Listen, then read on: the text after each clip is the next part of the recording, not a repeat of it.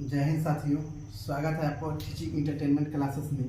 आज हम लोग सिविक्स के एक चैप्टर पर चर्चा करेंगे, जो है चैप्टर का नाम है सत्ता की साझेदारी। पहले सत्ता की साझेदारी के बारे में हम लोग समझ लेते हैं दोस्तों। जो सत्ता की साझेदारी क्या होता है? सत्ता की साझेदारी के लिए लोकतंत्र होना बहुत जरूरी है ना। जहाँ पे लोकतांत्रिक शासन व्यवस्था होता है वहाँ पे सत्ता की साझेदारी होता है। पहले क्या, तो यहाँ पे देखिए सत्ता की साझेदारी में जनता जो होता है, जनता होता है, जनता के द्वारा जनता के लिए जो शासन की व्यवस्था होती है हम क्या कहते हैं, लोकतंत्र कहते हैं। ठीक है, उसमें क्या होता है कि जनता ही मालिक हो जाता है। कहिए क्या सब हम ही निर्णय ले सकते हैं, कुछ आप भी निर्णय ले सकते हैं, वो भी निर्णय ले सकते हैं? नहीं, हम लोग के चुने गए प्रतिनिधि वहां जाकर वो निर्णय लेते हैं ना। नहीं तो हम लोग सारे आदमी ऐसे ऐसे निर्णय लेने लगेंगे तो क्या होगा कि जहाँ ज्यादा जोगी मठ के क्या होता है, उजाड़ हो जाता है। मतलब कि कोई निर्णय हम ले ही नहीं पाएंगे। इसीलिए हम लोग यहाँ पे दो देश का चर्चा करेंगे, जहाँ पे एक जगह लोकतंत्र का सक्सेस है, जहाँ पे एक जगह लोकतंत्र अनसक्सेस हुआ ना। तो यहाँ पे हम दो देश है, हमारा एक बेल्जियम है और एक है श्रीलंका। तो बेल्जियम के बारे में हम लोग देखेंगे। बेल्जियम जो है यूरोप का एक छोटा सा देश है ना। यूरोप का एक छोटा सा देश जो है, इसकी जो हमारे हरियाणा राज्य है ना, हमारे हरियाणा राज्य से भी, हमारे जो हरियाणा राज्य है उससे भी क्या है कि इसकी आबादी जो है कम है और क्षेत्रफल के हिसाब से आधा है। ठीक है, तो वहां पे जो है 59% लोग, 59% आबादी फ्लेमिश इलाके में रहता है और 40% आबादी के लोग कोलोनिया क्षेत्र में रहता है और फ्रेंच भाषा बोलता है। 20% लोग डच भाषा बोलता है। ठीक है, ये सब इलाका है। फ्लेमिश एक इलाका का नाम है, वहाँ का कोई होगा जगह उसका नाम होगा। तो यहाँ पे तो वहाँ के लोग जो है इलाके के और भाषा के नाम पर क्या है, वहाँ पे लड़ते रहते, क्योंकि संतुष्ट नहीं थे। क्यों संतुष्ट नहीं थे कि मान लीजिए कि जहाँ पर जिसका भी संख्या बल ज्यादा होता है वहाँ की सरकार में उसकी भागीदारी ज्यादा होती है। तो जब सरकार में ज्यादा भागीदारी होगी तो क्या होता है उसमें कि मान लीजिए कि जो कम वाले होते हैं उनका संख्या तो कम ही होगा, स्वाभाविक है। तो कोई भी अगर उसमें नियम कानून अगर किसी के हित में बन रहा है कम वाले के लिए, तो जो ज्यादा वाला होंगे वो क्या करेंगे, उसे होने नहीं देंगे। ठीक है, इतना तो आप लोग समझ गए ही होंगे।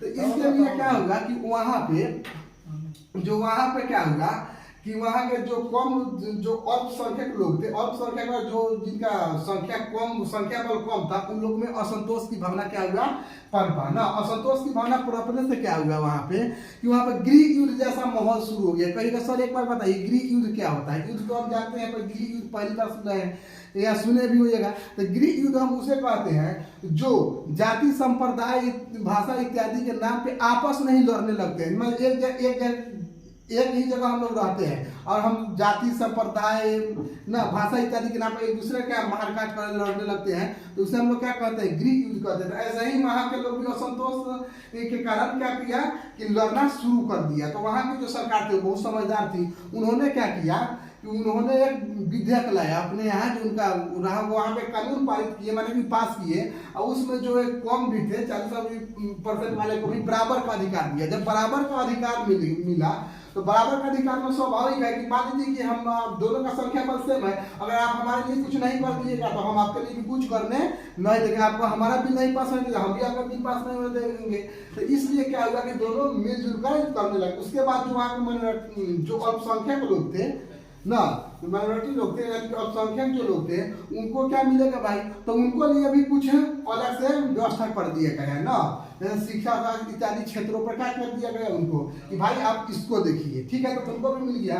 तो उन्हें डायरेक्ट बोलिए तो 2 या इनडायरेक्ट में 3 सरकारें मिल गई ना। जो वहाँ की केंद्र सरकार थे, वो केंद्र सरकार अब जो था वो जो अपना पावर था वो किसको दे दिया, राज्य सरकार को दे दिया, 2 भागों में बांट दिया वहाँ केंद्र सरकार। ठीक है, तब तो वहाँ पे क्या हुआ कि वहाँ पे गृह युद्ध के माहौल पे विराम लग गया ना, और वो बहुत जटिल है, लेकिन वहाँ पे सक्सेस हुआ लोकतंत्र। वहीं पे देख लेंगे दूसरा श्रीलंका में भी वही हाल है। जो वहाँ पे है सिहलिया समुदाय जो बौद्ध धर्म को मानता है, उसका संख्या है 74%, और तमिल का संख्या है 13%, ईसाई की संख्या है 7% है, ठीक है। तो इन लोग में जो स्वाभाविक है कि सिहारिया वाला के वहाँ का जो मंत्रिमंडल इत्यादि होगा उस समय क्या होगा, ज्यादा हिस्सेदारी होगा। ज्यादा हिस्सेदारी होने के कारण जो तामिल वाला था इसको तो और ईसाई को क्या करता था वो, मतलब कि उनके हित में कुछ होने देता ही नहीं था, ठीक है। तो क्या हुआ कि यहाँ के लोग के बीच में भी क्या हुआ, असंतोष की भावना पनपा। जब असंतोष की भावना पहुंचा तो तामिल वाले लोगों ने इन लोगों ने मिलकर एक पार्टी अपना बनाया, ठीक है। वो पार्टी का नाम तामिल पार्टी रखा।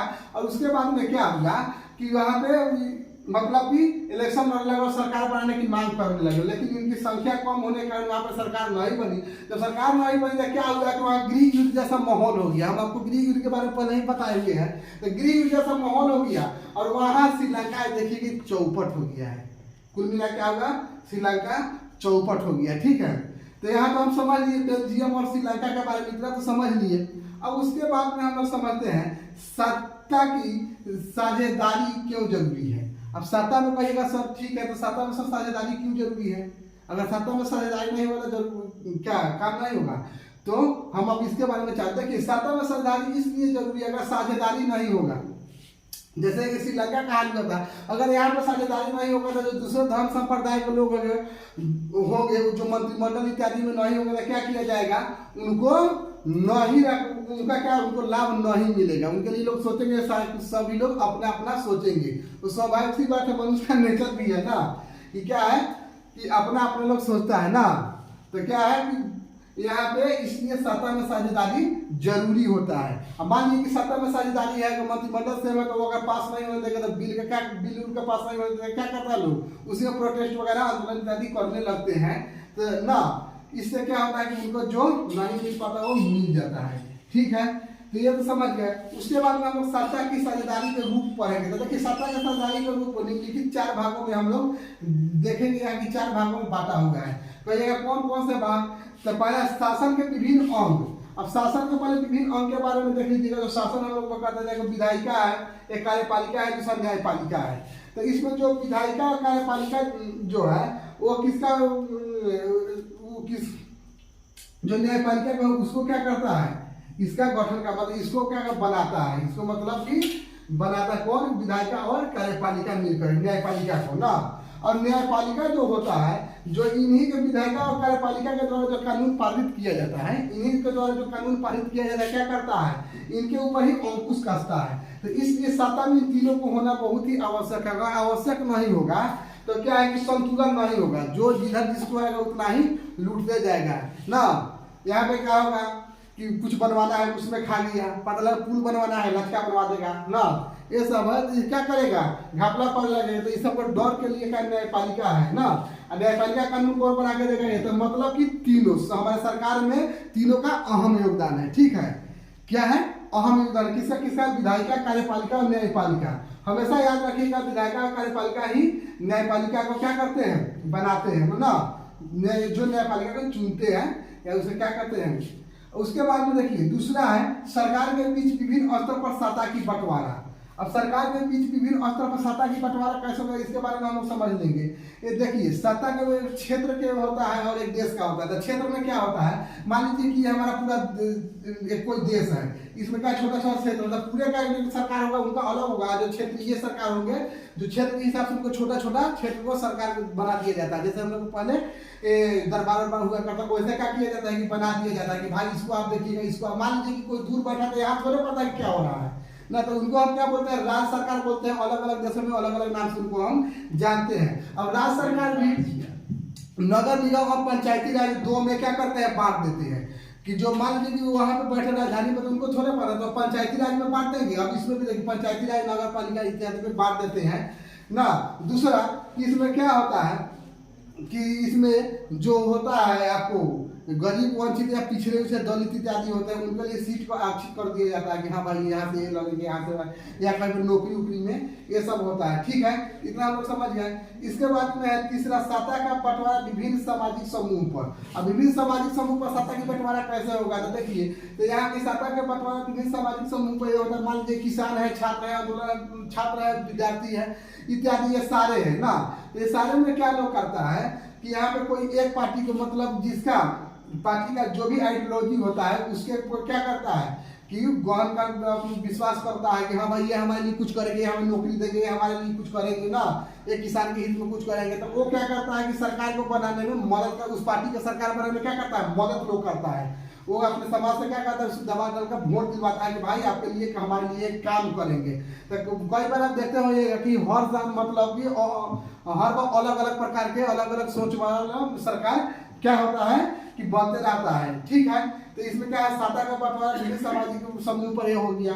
उसके बाद में हम लोग पढ़ेंगे सत्ता का बंटवारा का एक रूप विभिन्न प्रकार के दबाव समूह पर ना।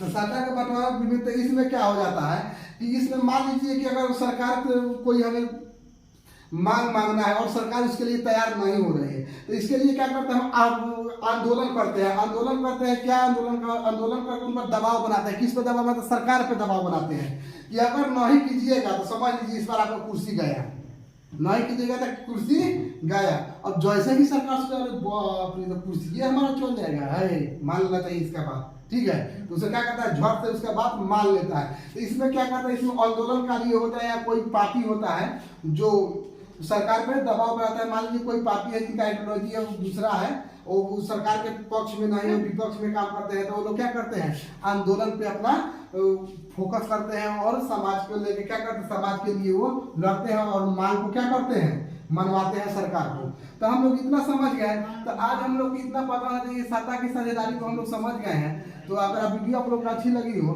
तो फिर आप लोग कमेंट करके बताइएगा, अगर अगला टॉपिक पे बनाना हो तो। तब तक के लिए जय हिंद।